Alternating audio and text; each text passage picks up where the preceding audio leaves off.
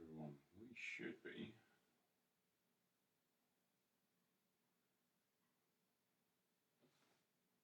going live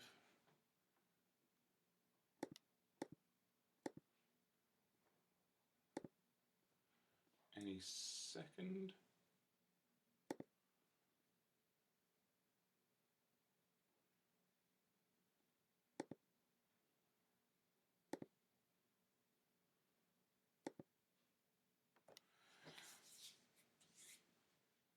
Any second now.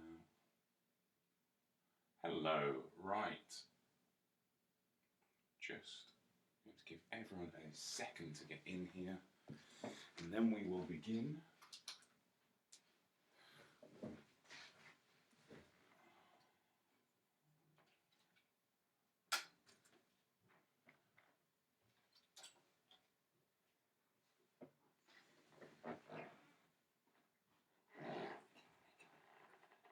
Still. No, Yeah. Thank you. Look at that. Coffee delivered. Water delivered. Thank you very much. Right, who is in here with us right now? Tell me where you're watching. Give us a wave. Share this with your page. Tag someone that you think would benefit from this. Just going to see if I can get the screen up with your comments as well.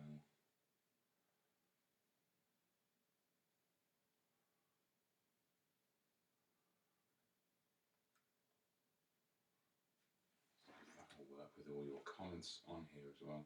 So if someone would like to write in where you are watching, that would be amazing. See if our comments are working, and we shall begin. I have a few questions already that have come in, and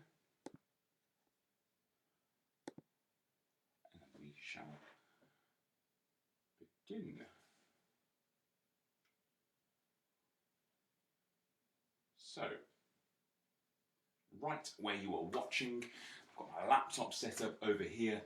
I've got a kind of comments feed here, hopefully, which is going to update. Not entirely sure.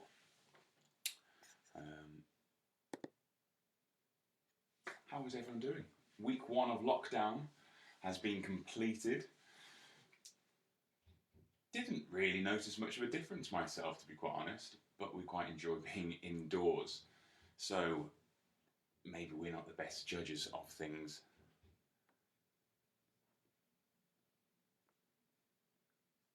Right. If you can all hear me, let's see some thumbs up, and we will begin. Still haven't seen any comments come in.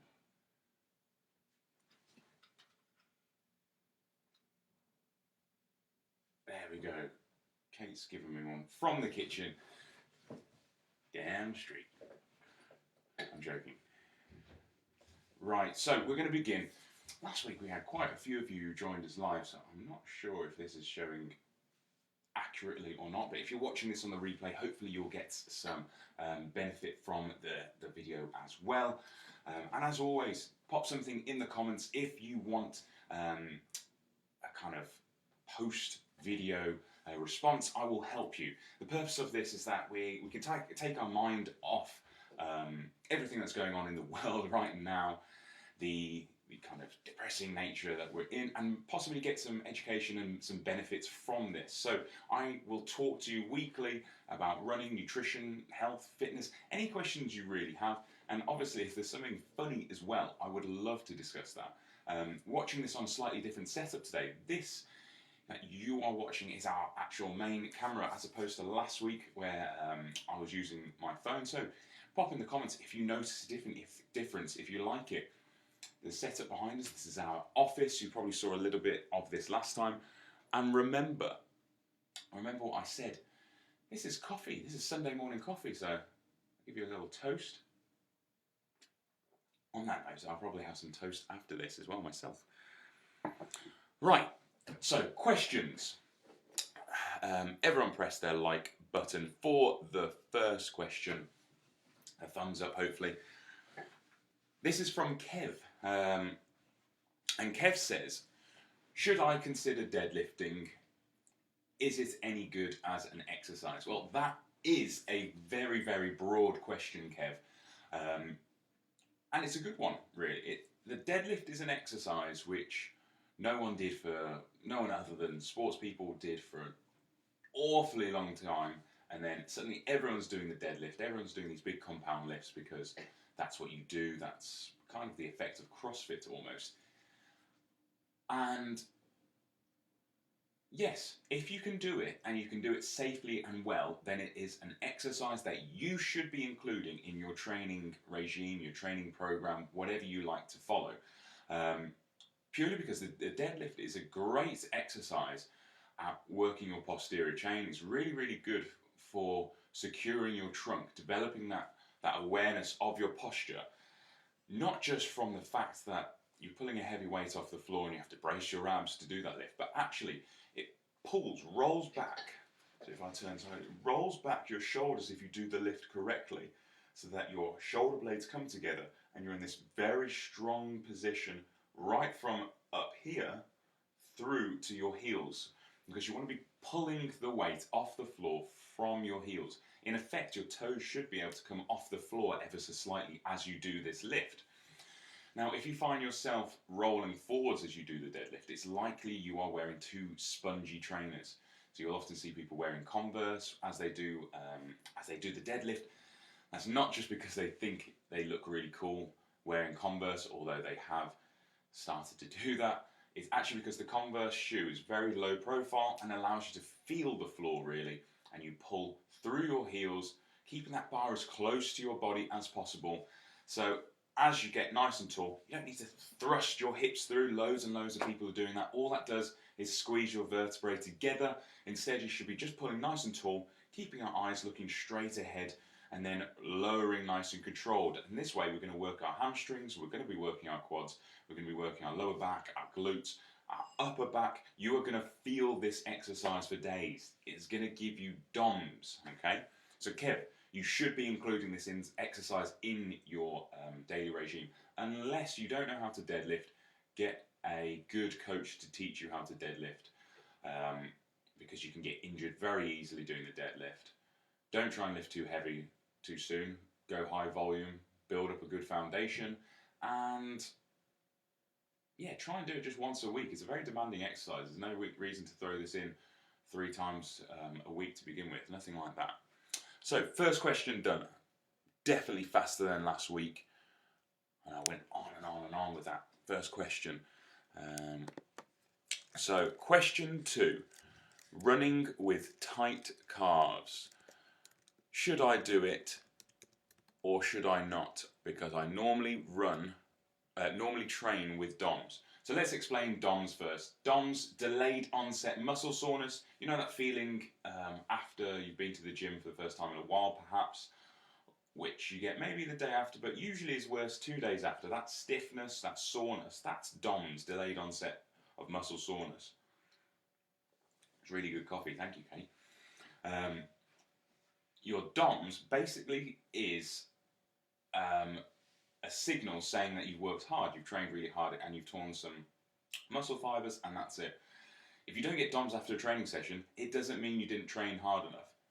If you don't get it after any training session ever, then that's something to review. But don't be looking for DOMs as your marker of training hard or training well. That being said, you can train through DOMs, and it's actually actively advised that you continue training and light exercise to remove the sensation of DOMs. So doing some aerobic work definitely helps flush your system out. So when I say that, it's not kind of some voodoo pseudoscience stuff. That's basically increasing the circulation of blood, oxygenated blood, which will help reduce that sensation of DOMs. So, first things first, DOMs is explained. Training with DOMs, yes, it's advised. You're not going to do any damage unless you reach overtraining, but that's a whole nother topic, and I pretty much guarantee 95% of the population never overtrain. So running with tight calves, so you will get DOMs in your calves. I've never seen so many people out running until the last 7 days. It's like you're locked down, you can't do anything but run. Now everyone's running, which is pretty cool, to be quite honest. I like that. I think it's really nice that people are taking the opportunity to be outdoors and do some exercise, so very good. You will get DOMs in your calves, so don't confuse DOMs with tight calves. That being said, if you've suddenly gone out and done 3 runs this week, or even 1 run on the road, a hard surface, you will no doubt have some tight calves if you haven't been running previously. It's just natural. You basically shorten your calf, your Achilles tendon over a period of time of non-use, in-use. It's not misuse, non-use. I think I'll stick with non-use. But basically, you're tightening that muscle, so you will need to stretch it. It's simple as do some static stretching after every single run. Do it for about 10 minutes. These are like heel drops, so off the curb or off the bottom step. Make sure you're in a safe place when you do it. And that will basically gradually increase the mobility that you have in that calf muscle. So it's getting from here to strengthening and stretching. So it's really important we strengthen those muscles at the same time. Some calf raises from the bottom step of the stairwell as well, holding onto the banister. That will help, just coming up and down on those toes. Just make sure you drop your heels slightly lower than the step each time. Is there a danger of running with tight calves? In the acute term, so short term, no. There is no danger whatsoever for you running with some tight calves. If you do not manage it, then yes, there is a danger that you will develop an injury. And it'll be a reoccurring injury, and it might become a bit of a problem for you in the long run. So basically, just stretch after your run. Dedicate 3 minutes, not 10 minutes, not 15 minutes, 3 minutes to stretching your calves after every run, and you will appreciate it. I promise you that. In terms of before a run, check out my 4-minute morning park run episode. I think it's something like episode 4 or 6. Those 2 numbers shout out to me, not because they're both in my date of birth, but because they are, I think it was really early on. I think it might be episode 6. But go check it out. I do some really good exercises before you go and run. But just think about warming up your calves by coming up and down onto your toes, lifting your heels, and placing them back into the ground as some very basic exercises that you could be doing. So I hope that does help. That was for Becky. Now some really difficult questions. Let's start with this one first, and this is from Kate. Kate says, have you got any ideas for working in the house and not constantly eating? I have got some great ideas. I haven't been following them myself. So, hands up if you've been working from home this last week, or maybe for a little bit longer. Some people are having to work from home for an extended period of time already. How easy is it?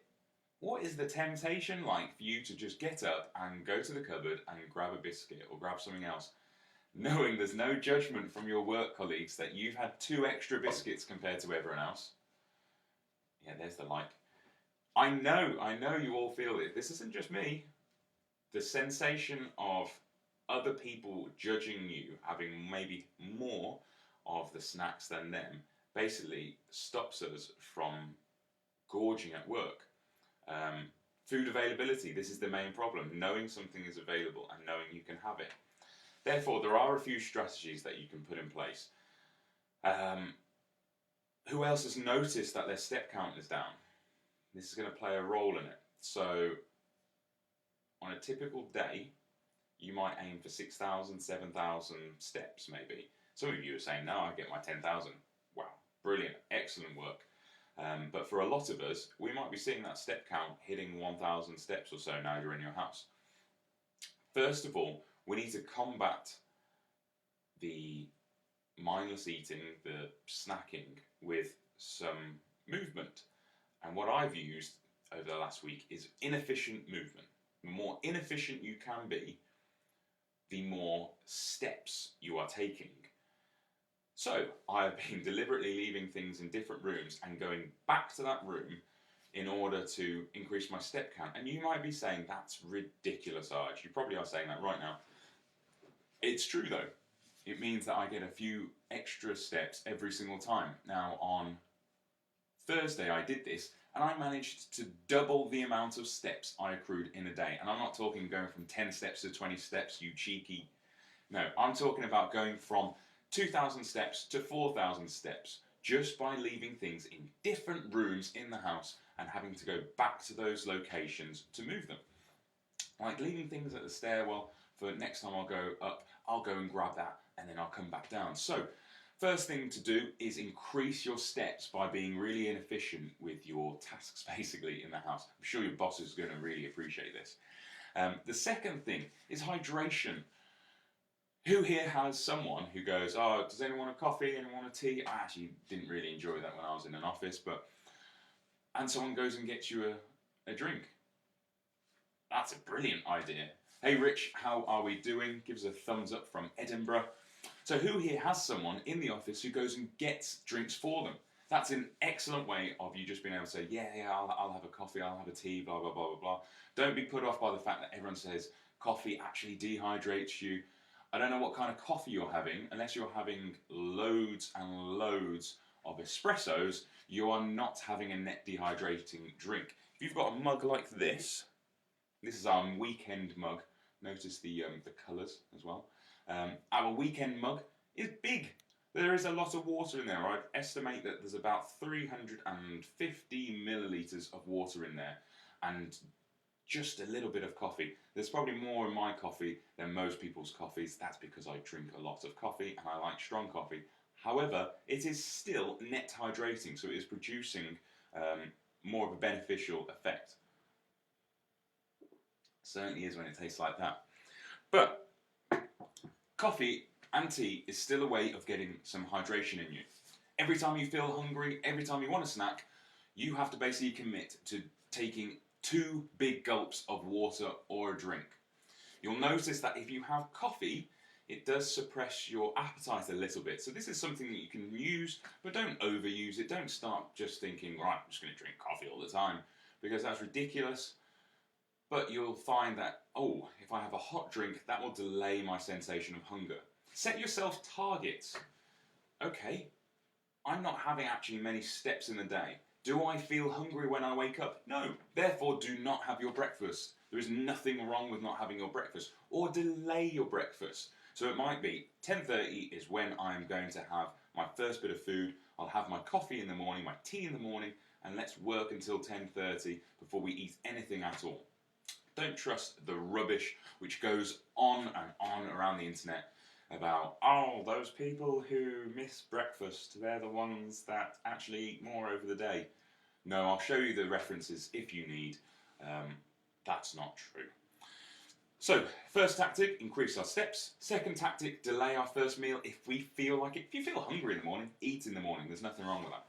The third thing is basically, if you can and if you enjoy this food, eating things like yogurts, which contain some protein and take a little bit of time to eat, will improve satiety, so that's your sensation of hunger. Not by loads and loads, but a tiny little bit. And they're a really good way of reducing your calories when you consider that a Greek-style yogurt, 0% fat, has very, very few calories. So you're using that as a snacking tool. The other thing I discovered, and I always forget the name of these things, pickled vegetables like gherkins, cucumbers, those kind of things have so few calories, but because the taste is so intense, you can actually snack on those, take on an enormously low, that's a really weird combination of words, isn't it? A substantially low amount of calories and still have the sensation of fullness. So, hopefully those tactics are something you can employ tomorrow, because it's Monday, sorry everyone, but tomorrow, to reduce your calorie intake. And then, if you just think about your day in chunks and employ these tactics again and again and again, that will help. Don't have the packet of biscuits by your desk. No one likes it in the office when they take the packet of biscuits and puts it right next to their computer station, so don't do it at home. Leave it in the kitchen, reduce your sensation to eat. Trust me, I put a packet of biscuits on Friday by my station. I ate the packet of biscuits. Nearly all of them. Actually, I had 3 of them yesterday during a a lovely family FaceTime thing. Right, there are two big questions here, and we've got 10 minutes. So I'm going to probably... forget it. Let's try and do both of these questions. Right, first one is, how do you keep motivated and focused when competitions have been cancelled? That was Claire's question from last week. There were so many of you in here last week. Hopefully you're going to be able to tune back in and get your answer, Claire, to this question. And hopefully, Aidan, this is going to benefit you as well.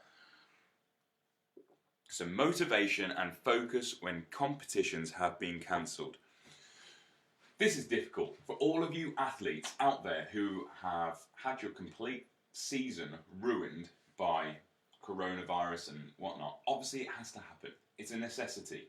So do not become focused on anger and all of those kind of things that your governing body has cancelled your competition. It's out of your control. So first things first, you need to focus your thoughts, yourself, on the things you can control, should I say, and benefit from. Everything else doesn't matter now. Put them aside. For this, you need to change your mindset as well, the way you're approaching everything. So in order to, this is actually relating to the other question as well, so I'm probably going to nail both of these in one. You need to flip this. This is an opportunity basically to extend your general conditioning. So for all of those who aren't within the sports coaching environment, general conditioning is basically getting fitter and getting stronger and removing or reducing your weaknesses. So this is an opportunity for you guys basically to say, right, let's look at my profile, my performance profile. What aspects of my performance am I weaker in right now? Is there something that I could be addressing, and when it comes back, when the season's back on, that everyone can go, wow, that person worked hard and they've done something in that downtime. Instead of just sitting down and moping and feeling sorry for themselves, they went out and said, right, that came out funny, didn't it? They went, right, how can I address this? How can I improve this? I go back to my example from last week, my Achilles. Spending more time on mobilizing my calf, my Achilles and my foot to improve the strength I have in the long run in that limb, basically, to reduce my chance of injury. So your first thing you need to do is look at this in a completely different perspective and work out what are the things you're going to do every single day to improve your weaknesses. This is an opportunity now to train for basically an extra 6 months or whatever it's going to be. Dan, how are we doing? Are you in Oz still? Hello to Australia. That wasn't an attempt at an Australian accent, by the way. So then, how do you keep motivated? So motivation is largely dependent on having an idea of where you're going. So it's goal setting. Is your motivation to achieve a PB? Is your motivation to lose a bit of weight? Is your motivation to gain some strength? Look at whatever your goal is and decide on how you're going to achieve those things. Write those goals down. Write them in the typical way of a short-term, medium-term, long-term goal. I hate talking about goal setting like that, but it does really work. And then sharing it.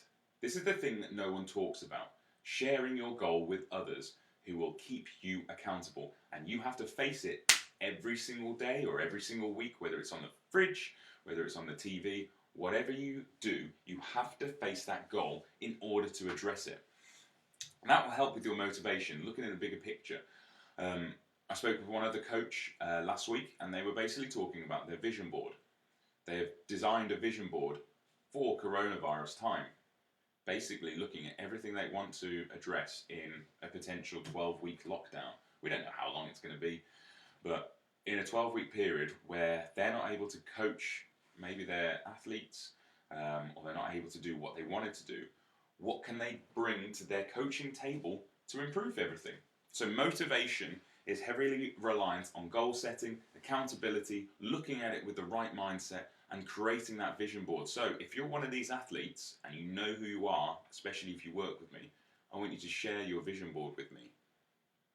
It's not a question, it's a demand, okay? So that was how to keep motivated and focused when competition being cancelled. Hopefully that helps. My competition was announced cancelled this week. It's the Birmingham 10K. I wasn't taking part. Hey Chris, how are we doing? Give us a like, Chris. I wasn't taking part in the elite runners race or anything, surprise, surprise, but it was a little motivation for me to train. But perhaps the winter season will be open and maybe I'll do something a little bit more drastic if I'm running well. And by running well, I don't mean running like I used to when I was a teenager. I mean running better than I have done for the last 5 years or so. Which isn't hard actually when I tell you about my Achilles being all that. So I should be able to run better than 5 years ago. So then the other question, how to keep morale high to include mental well-being and positive mindset. Yeah, I think we've seen something really quite nice and exciting happen with regards to mental well-being and positive mindset out of this entire debacle. That's a nice word. Social media gets an awful lot of bad press, and sometimes I think it's justified for the fact that it helps bullying and all of this kind of stuff. But technology is amazing, isn't it? My parents are using FaceTime, and they're using it properly, at least. Family members are using Zoom. They've discovered what Zoom is, and what's the other one? There's a house party. I'm going to try that later.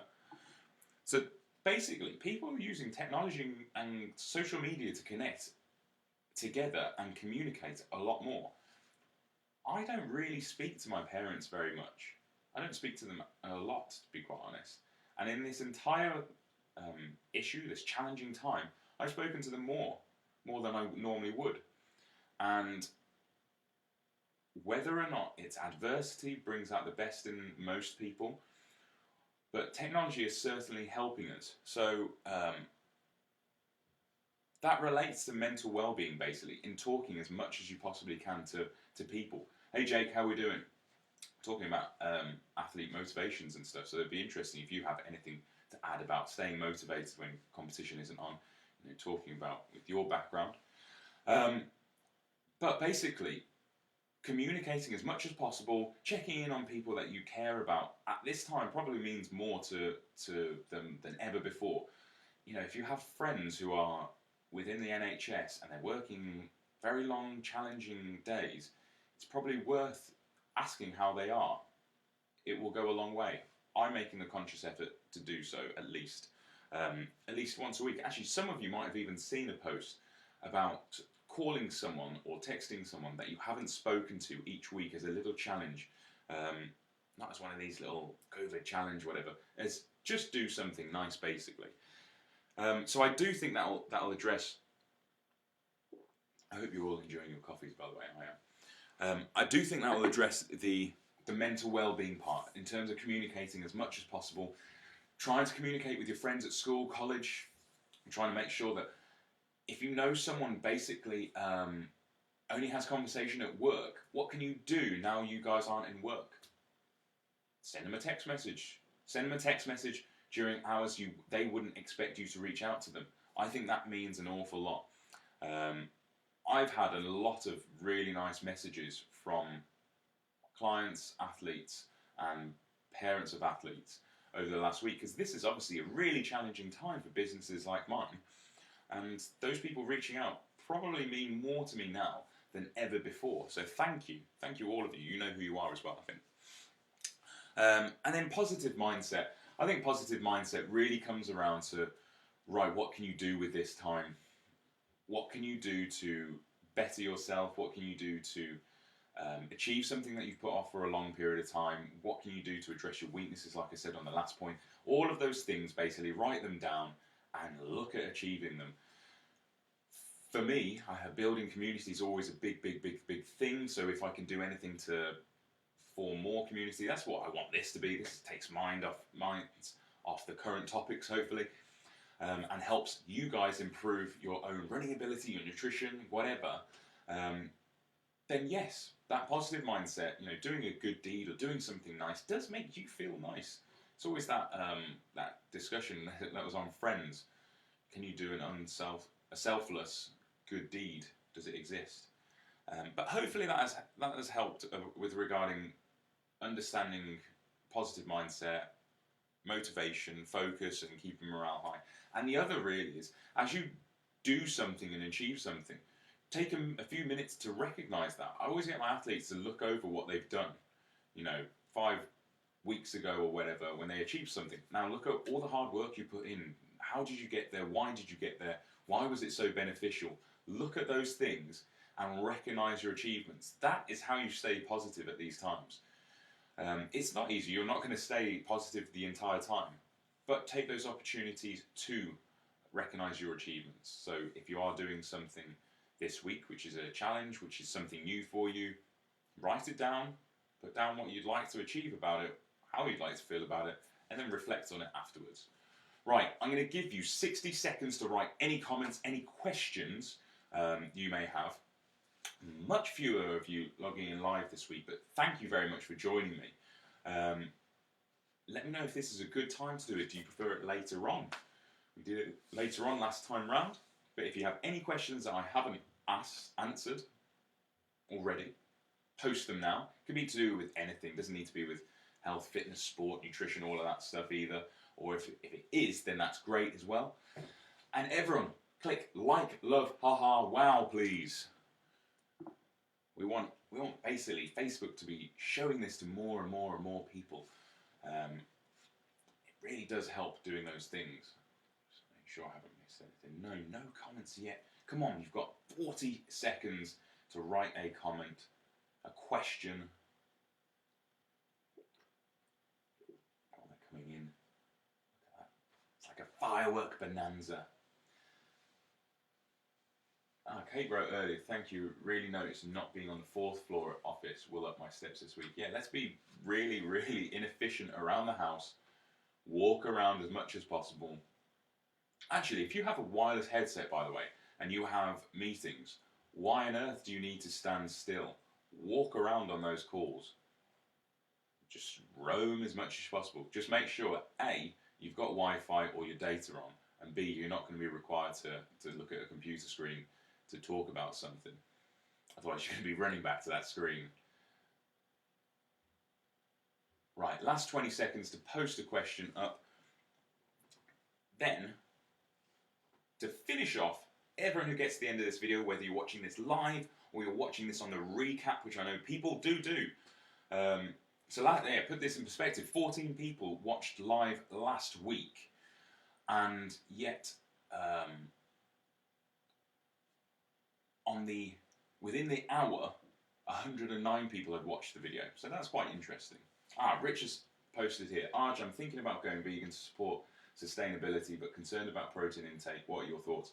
It's really difficult, really, really difficult. I used to say that the only beneficial thing about veganism veganism would be the ethics behind it. And I used to include sustainability in that, but interestingly, unfortunately, a couple of papers came out last year, so 2019, which talked about veganism actually contributing to significant damages to our ecosystems because of the way they affect the smaller insects, basically, and the way they contribute so highly to CO2 pollution. I haven't read anything more than the abstracts of these two papers. So, sustainability-wise, actually it might just be more detrimental than all of us kind of perceived. And were we looking at absolute values of kind of meat consumption as opposed to relative percentage values?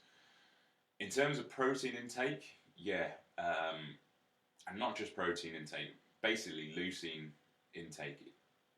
It will be impossible to acquire leucine to a substantial or significant amount without a leucine supplement. You will have to consume that. Branched chain amino acids are basically useless for everyone except for those who are vegans. You should consume branched chain amino acids alongside your whey protein plus a leucine supplement. And we're talking like 0.3 grams per kilogram. So if you're looking to do anything sport-wise, then you have to be considering that. And remaining calorie maintenance, or worse yet, in a calorie deficit as a vegan, is incredibly difficult because the sources of foods basically have to have higher amounts of calories. So in essence, you need to eat more, you need to eat a really wide variety of protein sources, and you need to supplement with leucine as well as branched chain amino acids, which includes some leucine, and a protein powder like if you're happy to go with pea, then pea, but it's not ideal in terms of protein, unfortunately. It's in terms of health, really, it's not as it's mislabeled by your Insta gurus. But if you've got your moral code of conduct that you want to follow, there's nothing wrong with that whatsoever. Just make sure you're looking after yourself as well. So everyone who follows that diet will basically need to supplement. It's mandatory for health. Yeah, unfortunately, does that help, Rich? Does that clarify things at all? A lot of people who were vegan have talked about just opting to go with back to kind of local butchers and grocers.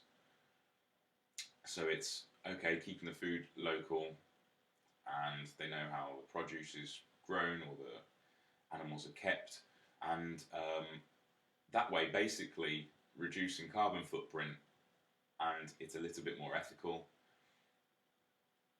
It's really interesting, the sustainability thing, because I used to always say the only reason to go vegan would be ethics and sustainability, and then suddenly we've had our probably first major year of people going vegan, and the data's like, no, it's just basically no one did veganism before, if you look at proportion of the planet. So hopefully that helps. Right, I'm going to leave it there. I'm really hungry. Kate and I did a session. Actually, go try this session out, everyone. If you're a runner and you're relatively fit, go do this.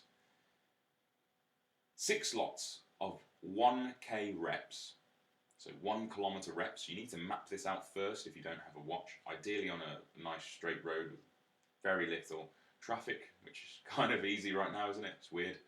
But 6 1K reps at 90% your maximum. We can say 80% if you want.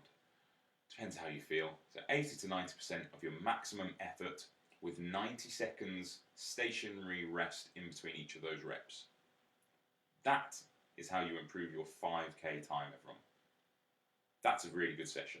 Right, your homework, if you've made it this long, is to post your one thing that you are setting yourself this week to do, whether that's making contact with 2 people you haven't communicated with for quite a while, or if that's some kind of fitness thing, or if that's going around the house and being really inefficient with your steps. Don't tell your boss, but so that you accrue more steps in the week. Whatever it is, post that in this video. Thank you very much for watching. Thank you for lasting this long. We have been on here 38 minutes, so thank you.